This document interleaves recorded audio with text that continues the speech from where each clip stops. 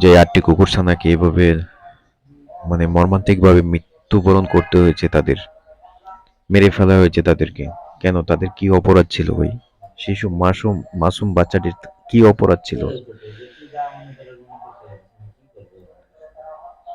সবাইকে এইভাবে হত্যা, 8টি বাচ্চাকে হত্যা করেছে। মায়ের কি অবস্থা হবে? সে মানে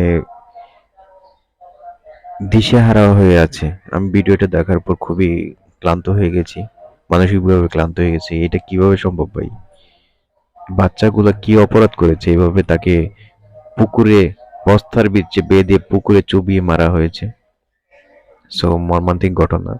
তো প্রশাসনিকের কাছে আমাদের একটাই আবেদন যে তার দৃষ্টান্তমূলক শাস্তির দাবি জানাচ্ছি। সো খুবই মর্মান্তিক ভাই। উপকার করতে পারবেন না, খাওয়াতে পারবেন না ভাই, মারার কি প্রয়োজন? তাকে দূরে দূরে সরে দেন না, মানে সাইডে রেখে দেন। তাকে যদি আপনি না লালন পালন করতে পারেন, না খাবার দিতে পারেন, আপনার যদি কোনো অসুবিধা হয়, তাকে মারার অধিকার আপনাকে কেউ দেয়নি। সো এটাই প্রশাসনিকের কাছে আমার একটাই কথা, একটাই আবেদন যে মানে এটাও শুনেছি যে সে গ্রেপ্তার হয়েছে, প্রশাসনিকের নিয়ন্ত্রণে আছে ওই মহিলা।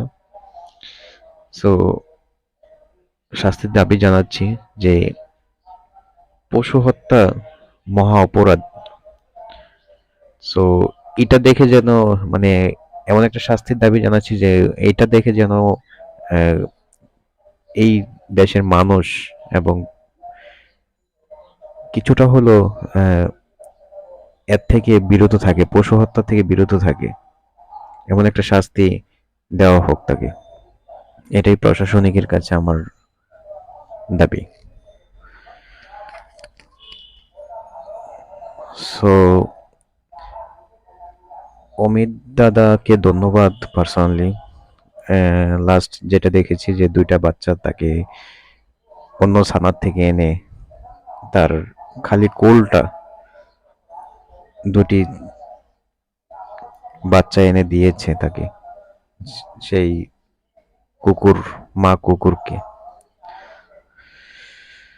সো যে ধন্যবাদ অমিত ভাই আপনাকে, তার জন্য যে 2টা কুকুর ছানা এনে দিয়েছেন আপনি।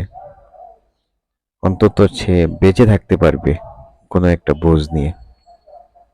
তো সবাই ভালো থাকবেন। আর ভিডিওটা হেলদি করলাম না।